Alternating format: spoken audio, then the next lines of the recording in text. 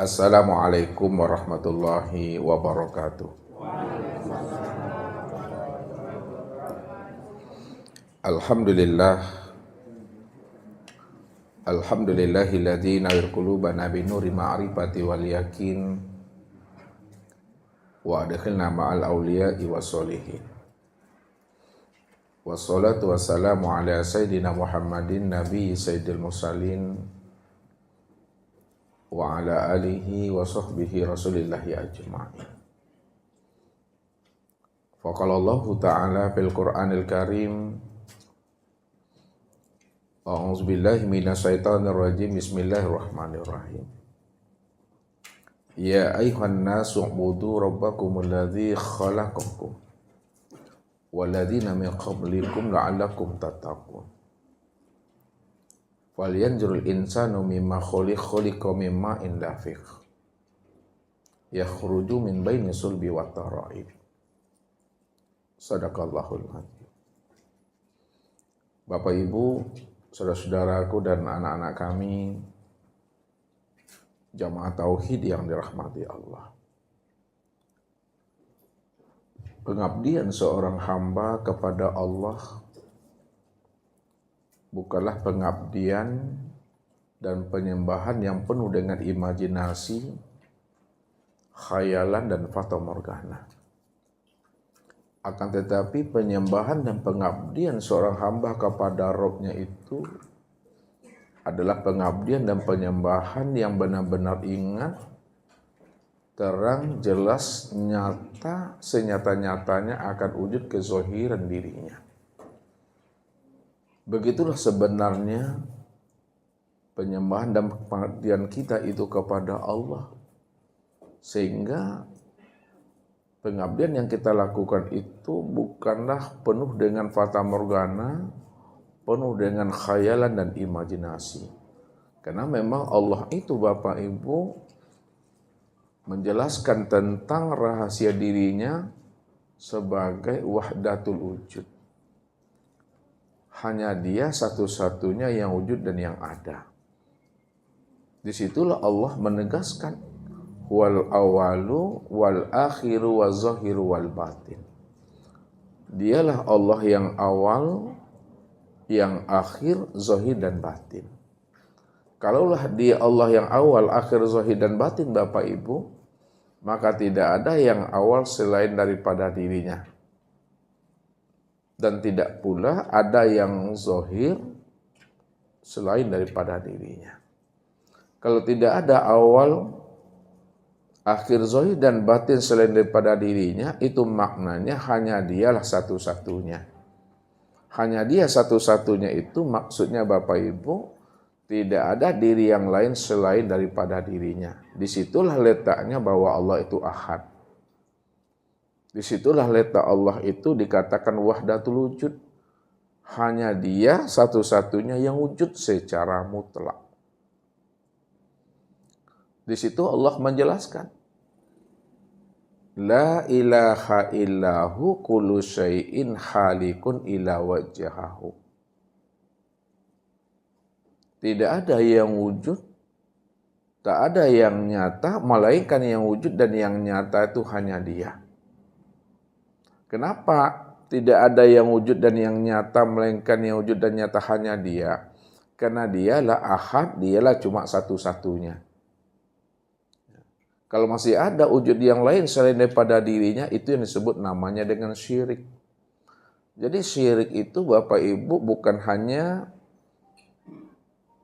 sebatas menyembah sesuatu selain Allah. Bukan hanya sebatas bermohon dan meminta serta berdoa selain daripada Allah. Akan tetapi syirik makna yang sebenarnya itu ketika masih ada wujud yang lain selain daripada dirinya, maka itulah yang katakan sebenar-benar syirik itu. Maknanya apa? Ketika masih terpandang sesuatu yang lain selain daripada Tuhan, maka itu yang katakan namanya syirik. Padahal Allah itu cuma yang ahad, Allah itu cuma yang tunggal, Allah itu cuma yang esa.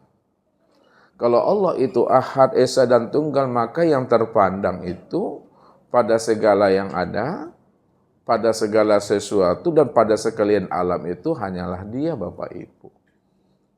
Karena alam dan sesuatu dan segala yang wujud itu hakikatnya tidak ada. Makanya dikatakan Allah, kullu syai'in halikun illa wajhahu. Tiap-tiap segala sesuatu itu hakikatnya itu hapus. Hakikatnya itu binasa, hakikatnya itu fana, hakikatnya itu mati. Hakikatnya itu tidak ada. Kalaulah tiap-tiap segala sesuatu itu hakikatnya itu fana, mati, binasa dan tiada, lalu siapa yang ada? Siapa yang wujud? Illa wajahahu. Yang wujud, sebenar-benar wujud, yang ada yang sebenar-benar ada, yang nyata sebenar-benar nyata itu hanyalah Allah semata-mata. Kalau Allah cuma yang wujud, yang nyata semata-mata, Bapak Ibu, lalu alam dan sesuatu, apa bagi Allah? Alam dan sesuatu itu yang dikatakan namanya tajalli min tajaliyatillah. Alam dan sesuatu itu dikatakan tajalli untuk memandang akan wujud kezahiran Allah secara nyata. Secara terang dan jelas. Disitulah dikatakan bahwa Allah itu zahir. Zahir itu nyata, Bapak Ibu. Zahir itu betul-betul wujud. Zahir itu betul-betul terang dan jelas. Kalaulah zahir itu betul-betul wujud, nyata, terang dan jelas, maka segala yang wujud, segala yang nyata itulah bentuk akan kezahiran dirinya yang nyata dan terang itu. Allah itu kan laisa Ustaz, tidak berbentuk dan tidak berupa. Walaupun Allah itu laisa, tidak berbentuk dan tidak berupa, namun segala bentuk dan rupa itulah wujud kenyataan akan kezahiran dirinya. Itulah yang dikatakan batin itu. Dia batin tidak tersembunyi. Kenapa dia batin tidak tersembunyi? Karena segala yang wujud, segala yang zahir, itulah kenyataan diri yang batin itu. Karena dia cuma yang ada. Maka kewujudan, kenyataan dan kezahiran Allah itu betul-betul bikuli syai'in muhit. Betul-betul kewujudan dan kezahiran dirinya itu meliputi segala sesuatu. Kalau Allah meliputi segala sesuatu, padahal segala sesuatu tidak pernah ada tadi. Kalau sesuatu tidak pernah ada, kenapa Allah meliputi sesuatu? Sesuatu itu adalah kenyataan wujud dirinya. Sesuatu itu yang dikatakan rupanya. Sesuatu itu yang dikatakan wajahnya. Sesuatu itulah yang disebut namanya wujudullah. Kalaulah sesuatu itu dikatakan wujudullah, Allah itulah meliputi akan wujud dirinya sendiri, Bapak Ibu. Makanya dalam bahasa syariat kita mesti pahami. Dalam bahasa syariat disebut namanya alam. Dalam bahasa syariat disebut namanya makhluk. Dalam bahasa syariat disebut namanya ciptaan. Dalam bahasa syariat disebut namanya kejadian. Dalam bahasa syariat disebut namanya sesuatu. Namun dalam bahasa hakikat, sesuatu, penciptaan, kejadian, alam, itu sebenarnya adalah tajalli min tajaliyatillah. Kenyataan untuk memandang nyatanya akan wujud Allah itu. Karena tidak ada yang lain selain daripada dirinya. Kalau bolehlah Ustaz bertanya sama ibu-ibu ini dulu untuk menghantarkan paham. Karena masih pagi masih kan? Nah. Kira-kira ibu-ibu, adakah yang wujud selain Allah? Halo? Tagang mana ngaji ya? Adakah yang wujud selain Allah, ibu-ibu? Enggak. Kalau tak ada yang wujud selain Allah, berarti segala yang ada ini apa bagi Allah itu? Itu disebut namanya tajalinya, kata Ma'uwo. Tajali itu kenyataannya, kezohirannya untuk memandang akan wujud dirinya yang secara nyata, terang dan jelas. Maka kesempurnaan untuk memandang kenyataan akan wujud nyatanya Allah secara terang dan jelas itu Bapak Ibu. Itu disebut namanya dengan insan itu. Makanya kita wajib mengenal diri. Supaya apa? Supaya pengabdian dan penyembahan kita itu betul-betul pengabdian dan penyembahan yang benar-benar ingat. Allah katakan apa? Wa aqimis sholata li zikri. Dirikanlah sholat itu untuk mengingat aku. Bagaimana mungkin Bapak Ibu akan bisa mengingat seseorang, wajah seseorang, rupa seseorang? Padahal seseorang yang Bapak Ibu ingat wajahnya itu, Bapak Ibu belum mengenalnya. Bagaimana mungkin kita ini mudah mengingat akan Allah? Padahal Allah yang kita ingat itu di dalam penyembahan kita belum mengenalnya. Makanya bagaimana supaya kita ingat kepada Allah? Untuk bisa kita mudah mengingat Allah itu kata kuncinya kita mesti mengenal Allah. Mengenal Allah itu bahasa Arabnya apa tuh Pak Jo? Pak Jul, halo Pak Jul. Pak Jul kan kalau digedap agak gagoknya. Gagok lah itu Pak Jul. Apa gagok itu tuh? Kalau bahasa ustadznya tagerapai. Apa tuh gagok tuh? Tagerapai ya. Apa bahasa ustadz tadi itu?